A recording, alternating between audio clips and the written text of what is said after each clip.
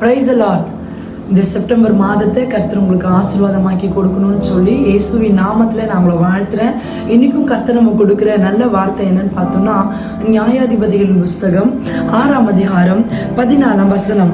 கர்த்தர் அவனை பார்த்து, உனக்கு இருக்கிற இந்த பலத்தோடு போ, உன்னை அனுப்புகிறவர் நான் அல்லவா என்றார். எனக்கு பிரியமான ஆண்டவருடைய பிள்ளைகளை, இன்னைக்கு கர்த்தர் கொடுக்கிற நல்ல வார்த்தை, நமக்கு இருக்கிற பலத்தோடு. சில காரியங்களில நமக்கு இருக்கிற பலன் பத்தலை. சில மனுஷர்களோடு போராடி அப்பா இவங்ககிட்ட என்னால் இதுக்கு மேலே இந்த காரியத்தில் போராடவே முடியாது, என் பலனெல்லாம் போச்சு அப்படின்னு நம்ம நினைக்கிறோம்.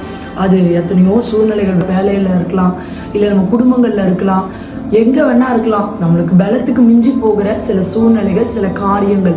ஆனால் இந்த மாதம் கர்த்தர் இந்த வார்த்தையை கொடுக்குறார். நீங்கள் உங்களுக்கு இருக்கிற பலன் மேலே நம்பிக்கை வைக்காம, தாவீது சொல்லுகிற மாதிரி, என் பலனாகிய கர்த்தாவே உம்மில் நான் அன்பு கூறுவேன்னு அவர் சொல்றார். அவருடைய பலனே ஆண்டவர் தான் சொன்னார். அது மாதிரி உங்கள் பலன் ஆண்டவராக இருக்கும் பொழுது உங்களுடைய காரியங்கள் எல்லாவற்றையும் கர்த்தர் வாய்க்க செய்வார். ஏன்னா நீங்கள் யார் நாமத்தில் போறீங்கன்னா, கர்த்தருடைய நாமத்தினால எல்லா காரியத்தையும் மேற்கொள்ள போறீங்க.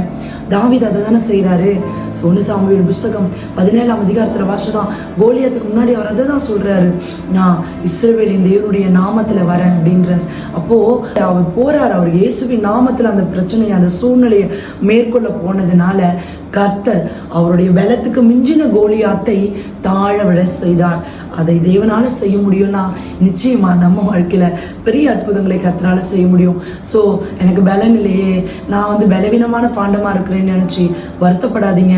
கர்த்தர் நிச்சயமா அவருடைய பலத்தினாலே உங்களை கிடைக்கட்டி உங்க வாழ்க்கையில உங்க பலனால செய்ய முடியாத காரியங்கள் எல்லாம் அவர் கையிலிருந்து உங்களுக்கு செய்து கொடுப்பார் என்று சொல்லி நான் உங்களை பிளஸ் பண்றேன். கர்த்தர் உங்களை இந்த மாதம் முழுக்க ஆசீர்வதித்து நடத்துவாராக. God bless you.